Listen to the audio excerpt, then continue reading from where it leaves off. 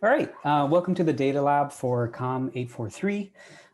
The purpose of the Data Lab is for you to gain familiarity with experience sampling designs, and we'll talk about exactly what an experience sampling design is. So with those designs, the data that come from these types of designs, and also how to analyze these types of data. There are lots of different methods out there that we could have explored, given the kind of main interest in this class in dynamic time-based constructs. The reason I went with experience sampling designs is because I'm biased and I love them and I use them all the time, but also because they are increasingly feasible because of the widespread availability of smartphones. And they're also still feasible, even though a lot of us are on lockdown because of COVID. So in a time when in-person data collection is difficult, experience sampling designs are one way that we can kind of move forward with questions that are of interest to us. These types of designs allow us to capture dynamics. And so as you're kind of moving through the seminars and reading about different notions of dynamics, notions of times, you'll see that the experience sampling designs come with a flexibility in terms of the types of dynamics that you could describe to go after different constructs and theories that you care about.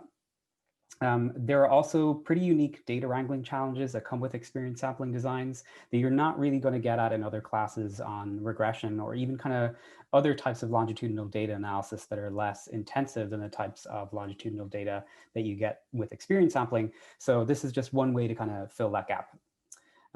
So by the end of the series of data labs, you'll be able to describe data, and we're going to use real data throughout so you can get at the nitty-gritty kind of aspects of experience sampling, not the polished version that we often get in homeworks. So you're going to be able to describe the data to get a real good sense of what the data are.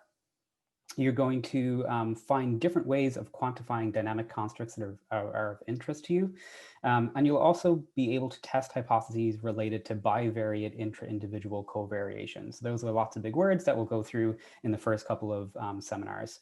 But essentially, we're talking about things like what happens when one construct I care about, so when my positive mood changes, how does this relate to change in another construct? So the example here of a question that you might ask is, when my positive mood is higher than usual, is my curiosity also higher than usual?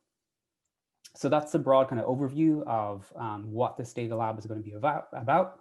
And so today we're going to dive into the first data lab, and we're going to talk about the what and the why of experience sampling. So what is it and why do we care about it? Why do we want to do it?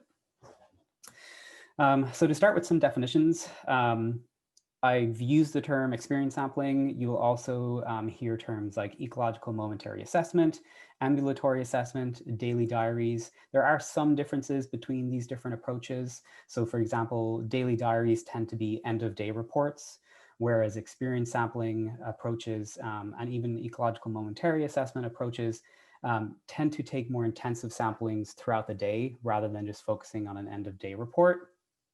Ambulatory assessment tends to be more of a catch-all that includes not just sampling people's experiences, so asking people to self-report, but also using things like wearables to get some passive data collection. So kind of common to all of these approaches is that you're collecting intensive repeated measures data. And so there's another jargony word that we're going to go through in a minute. But you're doing it in everyday settings as participants go about their daily lives. And so that's where this idea of ecological validity comes in. You're getting a sense of life as it is lived.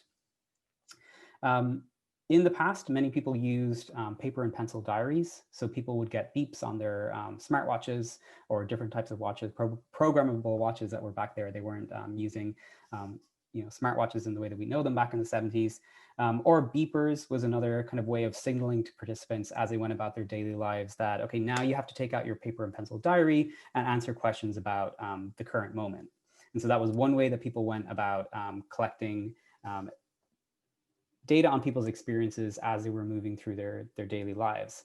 But because this was paper and pencil, there was concern about this idea of parking lot compliance, which is kind of a derogatory term. It's not one that I would use in a paper to describe participants, but you see it in the literature a little bit. So I just wanted to kind of let you know that that's a term that's used. I haven't seen it very often anymore, and I think there's a good reason for that. But the whole idea is that if you're doing this in a paper and pencil way, you don't have any timestamps to let you know if participants actually filled the diary out at the time that you anticipate that they're filling it out, right? And so the idea with parking lot compliance is that they could roll up to the lab right when they're done with your 21-day protocol of daily diaries and end up filling it all out in that moment before handing it over to you.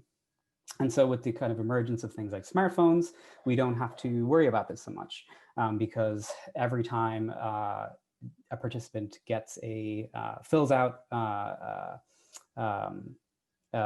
bit of their diary or a bit of the experience sampling protocol, you get a timestamp telling you the date and time that they filled it out. So that's why people are increasingly using smartphones to do this kind of work rather than paper and pencil approaches. There's a high level of smartphone ownership, even in populations that you might think would have less penetrance of smartphones is actually pretty high, which makes it relatively easy to collect data on folks who might have a harder time coming into the laboratory. And so it's the notion that because this work is being done on smartphones means that you're going to have a restricted sample isn't the case anymore. And I think increasingly as we go forward, it's only getting better.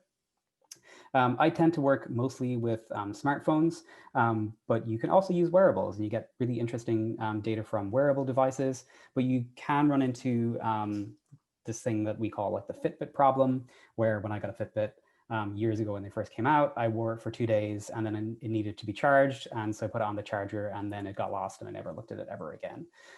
Whereas with something like the smartphone, people are carrying it around with them every day. It doesn't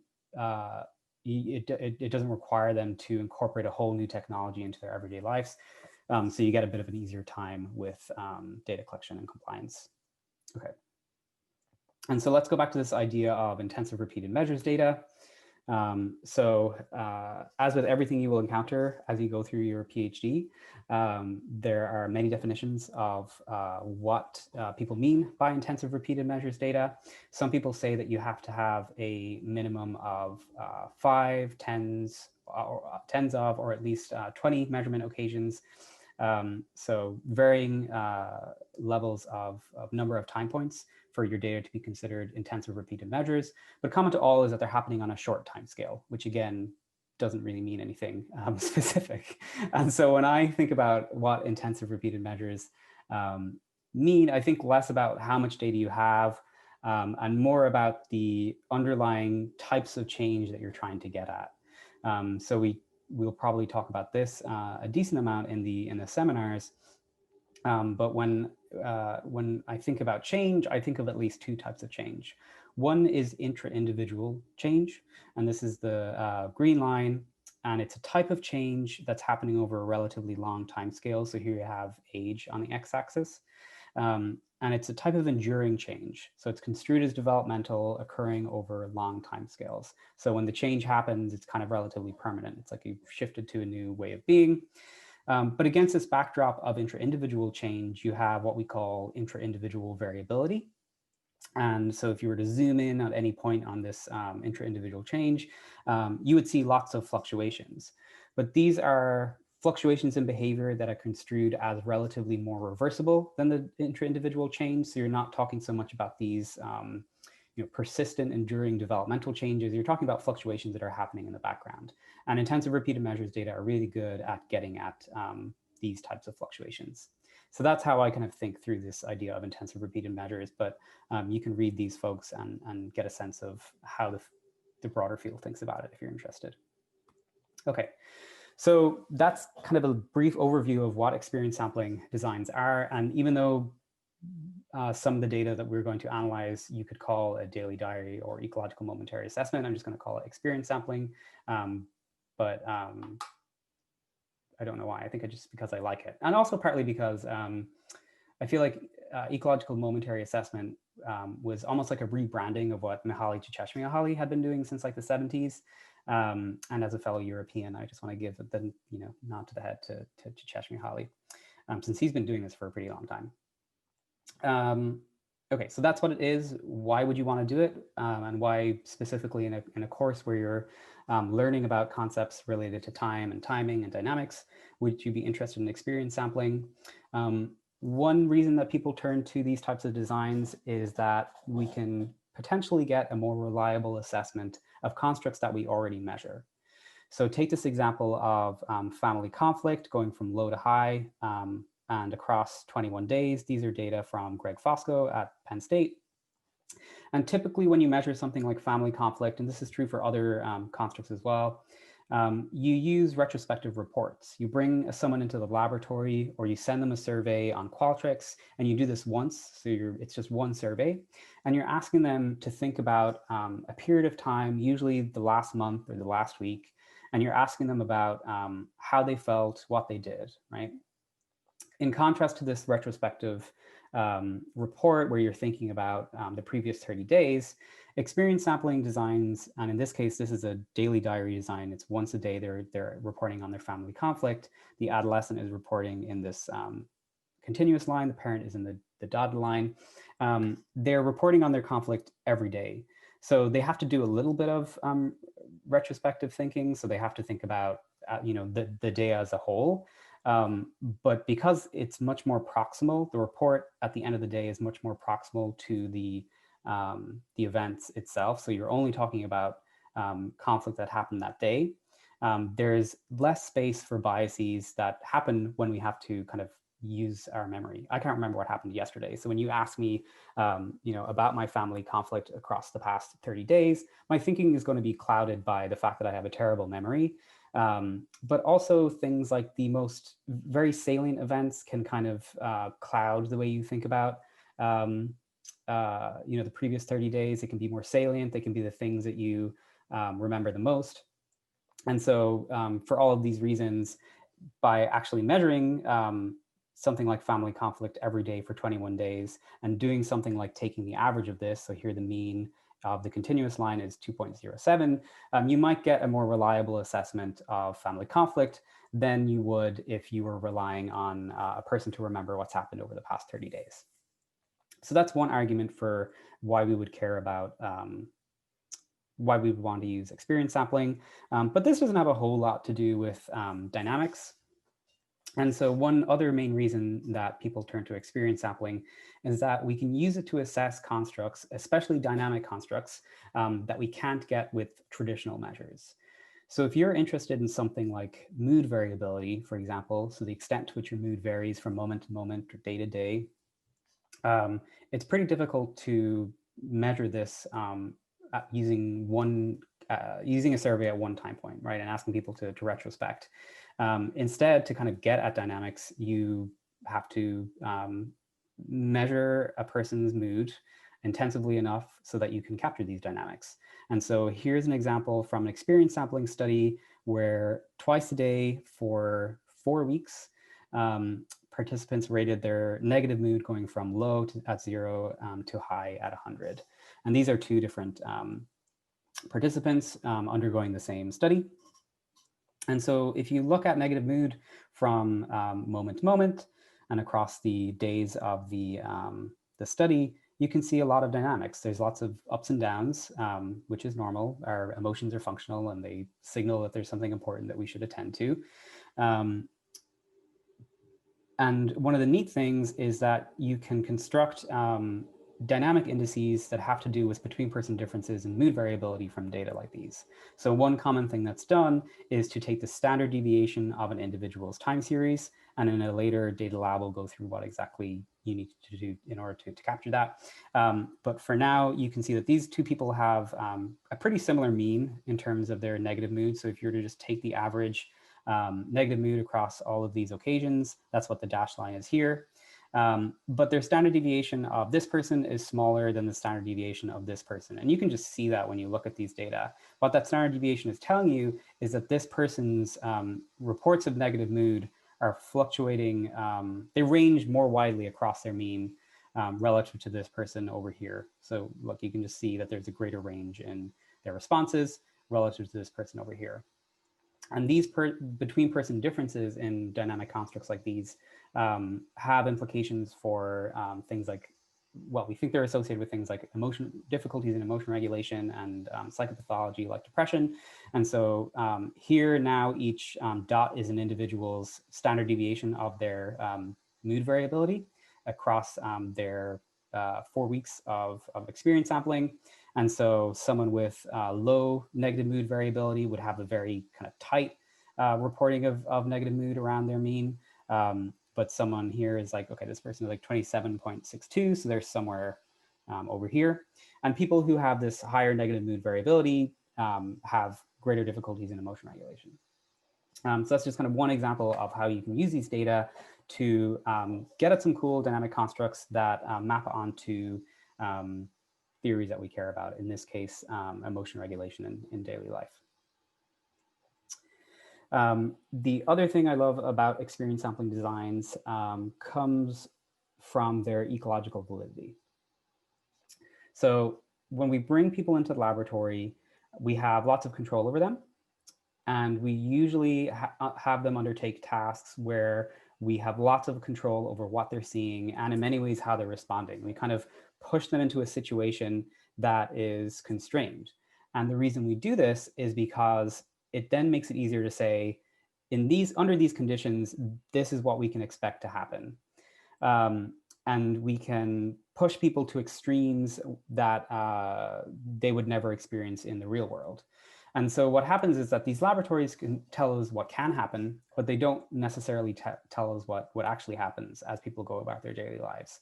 And so one example of this is a study I did with data from Florian Schmiedek. It's the coolest data ever. It's like over 100 time points per person.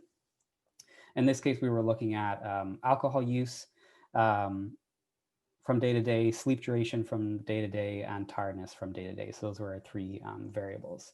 And we were looking at the association between these three variables in older adults and younger adults. So half of the sample were older adults, about 80 years of age or so, and the other was younger adults, closer to about 30 years of age.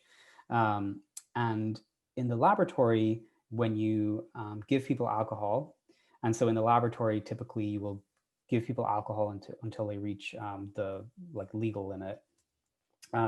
So you're giving them a set amount, and it's typically the same across most people. They then have shorter sleep duration. So if you have them sleep in the lab, their sleep duration is shorter, especially the second half of the night gets pretty patchy in terms of how long they're sleeping. People fall asleep faster often, but their sleep in the second half of the night is disrupted. So in the laboratory, you drink, you tend to have shorter sleep duration, and then you are more tired the next day because you didn't sleep as much, right? And when we look at how this process plays out in the real world, we see that that's the case in younger adults. So the way we do that is we say, okay, when you're and one younger adult here is in this gray line, you can see their alcohol use is fluctuating quite a bit, same with their sleep duration and tiredness. And we basically ask, on days when you have alcohol or more alcohol than usual, how does this affect your sleep duration? And in turn, how does your sleep duration affect your tiredness? And in the younger adults, we find that if you drink more alcohol than you normally do, you're more tired the next day than you normally are. And this is because your sleep duration is curtailed. In contrast, when you look at older adults, and in the laboratory, you would expect the exact same pattern in older adults. You would expect that they would be more tired the next day following alcohol use and that they would have shorter sleep duration. But in the real world, we don't find evidence for this. There is no significant association between alcohol use and tiredness. So they're no more tired the day following alcohol use. And alcohol use doesn't affect their sleep duration either. And part of this is because these are processes that are now happening in the real world, not in the artificial setting of the laboratory. So if you think about the context of alcohol use for younger adults versus older adults tend to drink with a meal. They tend to drink earlier in the evening relative to younger adults who tend to go out and party, and then they come home at 3 or 4 a.m. And now they have to get up at 6 or 7 a.m. in the morning because they have responsibilities that the older adults in this sample didn't necessarily have because many of them are retired, so they're able to sleep in. And so this is just an example of kind of the need to see if what we're finding in the laboratory is actually happening in the real world. And that can give you a sense of, just because something can happen doesn't necessarily mean that it's happening in the real world. And so you can get at this ecological validity by moving your data collection out into the real world with experience sampling designs. Okay. The other thing that is great about experience sampling is that you can model it within person associations. This is pretty subtle, but it's pretty important, I think. And so, for example, I do a lot of work on sensation seeking and how it relates to risk taking. And we can look at this from a between person perspective, and we can say people who are high in sensation seeking on average take more risks than people who are low in sensation seeking. So if you're high in sensation seeking, you take more risks than someone who's low in sensation seeking. We can do this with like a cross-sectional survey where we measure people's propensity for sensation seeking and then the amount of risks they've taken in the past 30 days or something. And then we might be tempted to make the inference based on these between person data to say something like, all right, if people who are high in sensation seeking make more risks than people low in sensation seeking, if I change your sensation seeking, I'll also change your risk taking.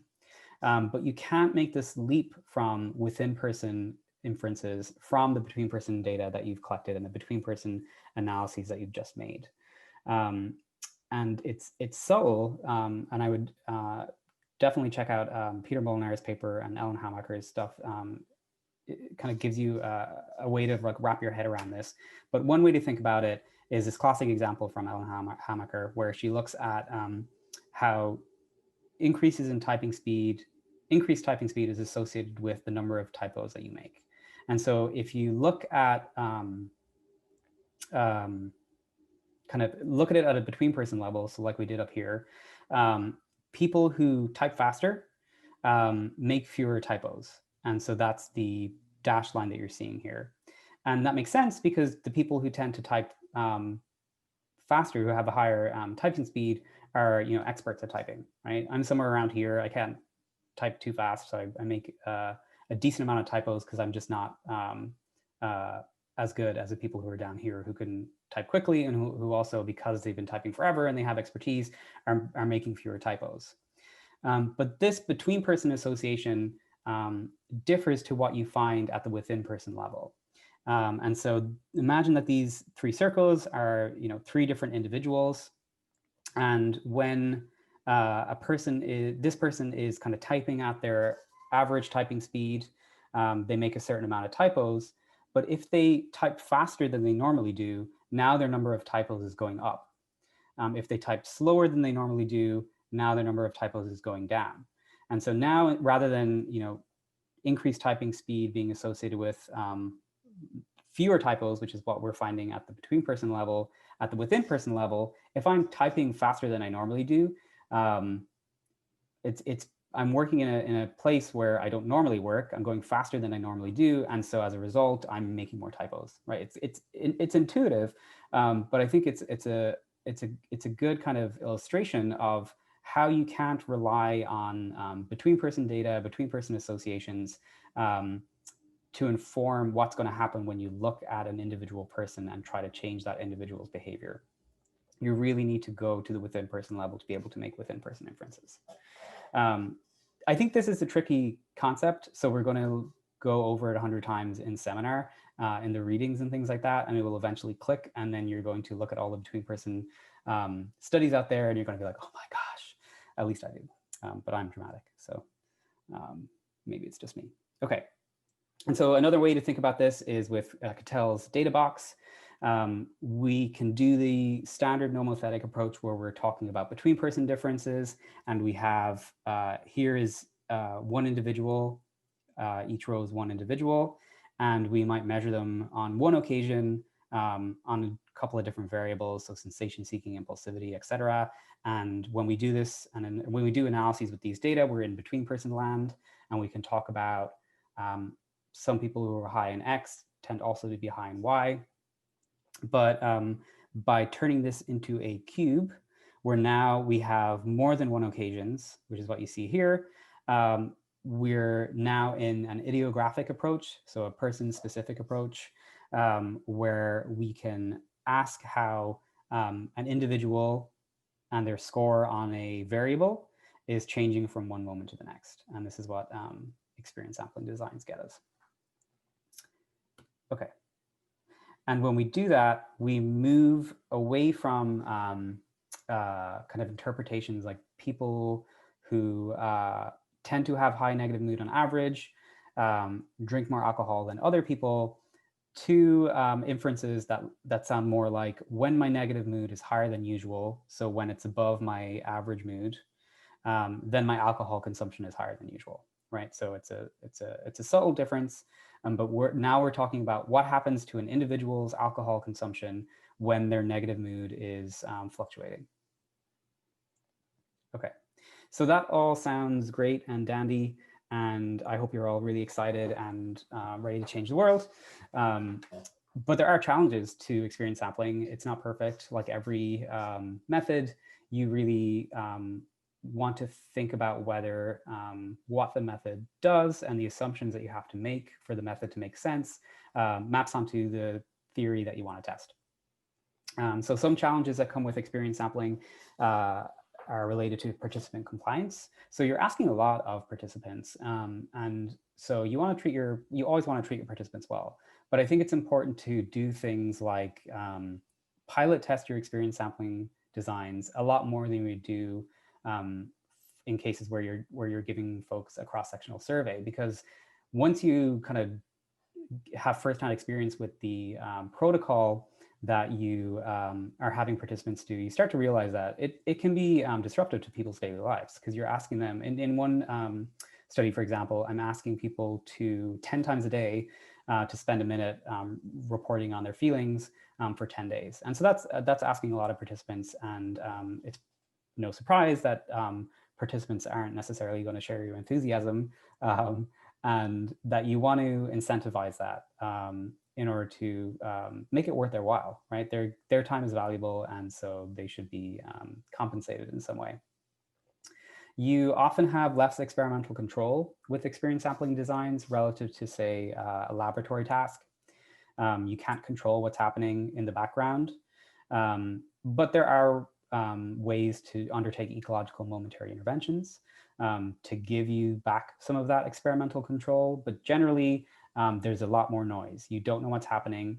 I like this because it means if I find something, then it's robust enough that it's robust enough to be found in the noise of everyday life, which it's one kind of form of generalizability that I care about.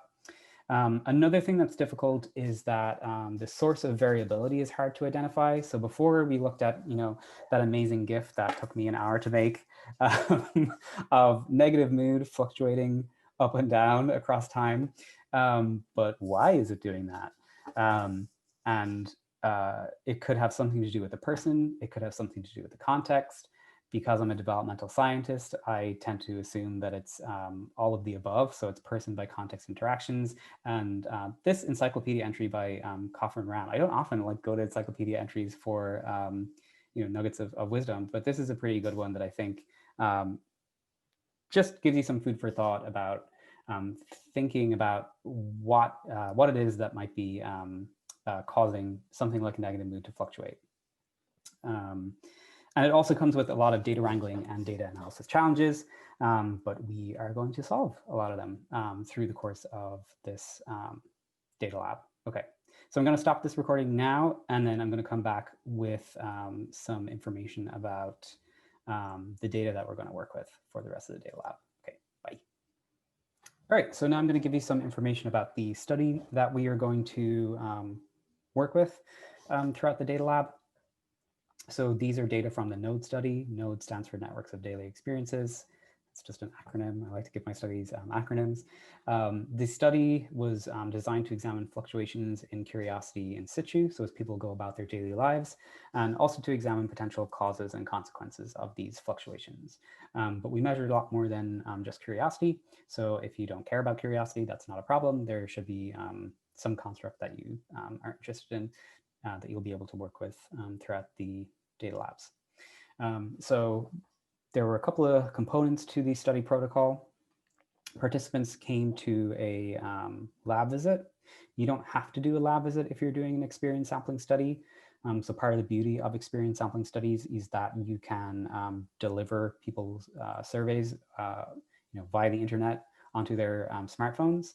But I like to have a lab visit when I can, just so that I can get to know the participants can get to know me, and hopefully that rapport makes it more likely that they'll actually go ahead and complete the intensive experience sampling protocol that happens after the laboratory. Another reason for a laboratory visit is that most people are pretty tech savvy these days, but I don't like to make the assumption that people have the same abilities to install apps and download apps from the App Store and all that kind of stuff. And so I use it as an opportunity to get the app that delivers the experience sampling protocol onto people's phones. So that at the end of the lab visit, I'm confident that there aren't going to be any technological hitches that will make data collection difficult. And so at the laboratory visit, they complete a lot of surveys that get at their demographics and also trait functioning. So there are different personality traits, a lot of like retrospective reporting on the previous 30 days, how things usually are for them. So interesting between person information that can be useful for asking questions and linking with the within-person data later on. We'll do a little bit of that in the data labs later on. But after the laboratory visit, they then start getting prompts on their smartphones every day for 21 days. So this happens the day after the lab visit. Everyone gets a morning survey. The morning survey comes at the same time every day for the 21 days. It's very similar to the other 5 prompts that they then get throughout the rest of the day, except it asks certain questions that you don't need to be asking throughout the day. So it's in the morning survey, we ask them about their sleep last night. And I don't need to ask them about their sleep last night, five or six times a day. So they just get that question once. I tailored the timing of the morning survey based on participants' reports of when they usually get up at the laboratory visit. So for most people, I think the morning survey ends up being at like 8 a.m., but some people said that they don't really wake up until 10 a.m. generally. So there was no point sending a morning survey at 8 a.m. since they wouldn't be able to complete it at that point. And the important thing is that the time that the surveys are sent will be in the data. So you can, if you're kind of worried that reporting on your sleep at like 10 a.m. versus 8 a.m. Has an effect on what you're going to find, you can check that out. The 5 prompts throughout the day, so they happen after the morning survey, and they happen at kind of semi-random times. So it's not the same time every single day. There's always at least 30 minutes between each prompt. And yeah, that's the kind of main thing. And I'll talk about why it had that kind of semi-random delivery in a minute. In addition to these 6 prompts per day on their smartphones, they also did an end of day daily diary. So I sent them an email at 6:30 p.m. every day. And that email had very similar questions to what you can find in the experience sampling data set. But rather than asking them, how do you feel right now? The end of day report asked them to think about the day as a whole. So how sad were you today in general? They also did a 15-minute information browsing task, but we're not really going to go after those data in this data lab. We're going to mostly focus on the daily diary data, but we'll do a little bit with the experience sampling data. And then as we go further into the data lab, we'll start incorporating between person differences from the laboratory visit. So before we look at the code books to figure out exactly what we measured, I just wanted to give you some a little bit more information about the sampling schedule. You'll see these terms throughout the experience sampling literature. So the morning survey is not the morning survey. The 5 prompts throughout the day are signal contingent prompts. These are questions that are asked throughout the day at semi-random times, and they're indicated by a signal. So there's a ping to your phone that kind of indicates that it's time to fill out a questionnaire. And one of the reasons that they happen at semi-random times is that if you tell me that every day at 12 p.m., I'm going to ask you about how stressed you are, or how sad you are, or how happy you are. It might change what you're doing. You might be anticipating that you're going to have to ask about your experiences, and so you might kind of change your life. And so that kind of change will end up contaminating the data. It won't be as naturalistic as we would like. Having the pings come at semi-random times kind of catches you off guard a little bit, and it means that you're not going to be anticipating, okay, it's at 4 o'clock, I'm going to have to answer this. At 12 o'clock, I'm going to have to answer this. It kind of makes things a little difficult for some of the assumptions that some of the models that we're going to do later have. So some of the assumptions of models we have later on have to do with equal spacing between reports, but that's a bridge that we'll cross when we get to it. The morning survey, where we ask people questions at fixed times, so it's the same time every day. This is interval contingent reporting, and the reason that's like it's a fixed time every day is because I do want to get information about people's sleep, and it's easy to just have that at the same time every day that corresponds to when they're waking up, so I can get them to report on their sleep as close as possible to when they're waking up, so that memory biases don't creep in. Right? It doesn't really make sense to have that kind of that morning survey be randomly distributed throughout the day. Another type of sampling that is not in the node study is event contingent sampling. And so this is a type of sampling where you would tailor your protocol so that participants answer questions on specific events as they happen. And so, for example, you might be interested in your research about how people feel after social interactions with their parents or something like that. And so rather than kind of randomly sampling people and hoping that you get information about a social interaction, you can tell participants when you have a social interaction with your parents, and maybe you might put some bounds on that. You might say it has to be an interaction that lasted for 5 minutes. It has to be an in-person interaction. It can't be over the phone, whatever your kind of event of interest is. You then go into your app and you answer the set of questions I have about that event. So that can be a useful way to get information about people's responses to events that you care about. The downside of that is that you are placing a lot of responsibility on the participant to identify when the event that you care about is happening. So they have to kind of be aware that, oh, wait, yeah, I'm in the study and I need to go into my phone when I have a social interaction with my parent. Yeah, and so it places a lot of burden on the participant, but it is a useful way to get at specific information about events that you care about that you might miss if you're just looking at signal contingent or interval contingent sampling. Okay, so that's a quick thing about sampling that I wanted to talk about. The next thing I want to go through is where to find the codebooks. And so I will show you that now. Share. Okay, so if you go onto Canvas, in COM, in data library, laboratory files, under the data folder, there's a codebooks subfolder, a lot of subfolders. And in this codebooks subfolder, there are 3 different codebooks. So each codebook corresponds to the baseline survey, the daily diary data, or the experience sampling, or EMA, I'm calling it here, protocol. And so I would suggest at this point, you can pause like the video, just have like a look through the baseline codebook, all of the codebooks. It has basically the variable name in the data set and also the construct that it's getting at.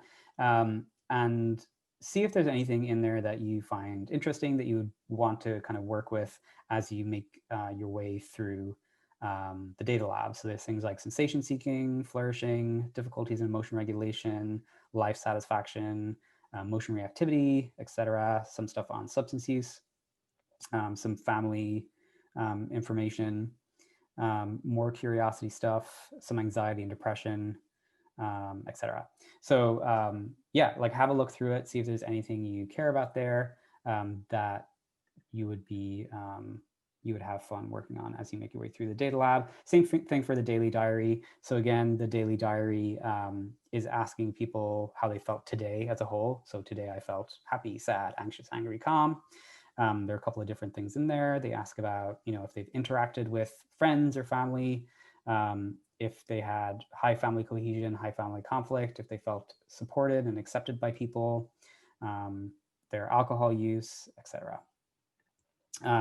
The EMA codebook is very similar to the daily diary, but instead of asking people how they felt today, it's all about right now I feel, and it's most of the same questions. So you could do some correspondence between like the average momentary reports of the day with the retrospective end of day report, if that was something you cared about doing. Okay. So that's where you find the codebooks. You will find the data in a subfolder called data files. And again, just like in the codebooks, the data are broken down into 3 components. So there's the daily diary, the baseline, and the EMA. These are .csv files. And at the next DataLab 2, we're going to talk about how to open these in OR. It looks like Canvas doesn't open them easily, but that's not an issue. I would suggest downloading these and creating a folder on Penbox and putting them into Penbox. And the reason for that is that it's going to be much easier to work with these data using the software package that we're going to use by having them in Penbox rather than on Canvas, because you can sync Penbox to your laptop and grab them more easily. It's also more secure. So Penbox, I would much prefer you to have these data on Penbox than on like your desktop computer, for example, the desktop of your computer. The data are de-identified. So a couple of things to know about these type of data are often they are linked with GPS coordinates. And once you have like GPS coordinates of an individual, especially when they're reporting on the morning survey, probably at home, it wouldn't be terribly difficult to identify these people, and we don't want that. So I removed those data. Unfortunately, you can't work with those data, but it means that I'm not as worried about sharing them. But still, it's just important to respect people's data, even if it's de-identified and there's no way of tracing these data back to people. So like I said, I would suggest putting them onto Penbox. Okay. So we're going to go through how to work with these data in DataLab 2, but kind of homework for today, or just take the next like 5 to 10 minutes to do this. If you haven't already, you want to install RStudio or an RStudio. That's the main software package that we're going to work with when we work with these experience sampling data. So there's this link. You will be able to find this link in the PowerPoint that I'm going to place on Canvas for this data lab. Or you can also just take a second, pause the screen and type this in. And that page will walk you through how to install RStudio. When you are done with this installation, you should be able to open up OR, and it should look something like this. And we will talk more about how to use this, what it is, if you haven't experienced OR yet at the next data lab. All right, have a good week.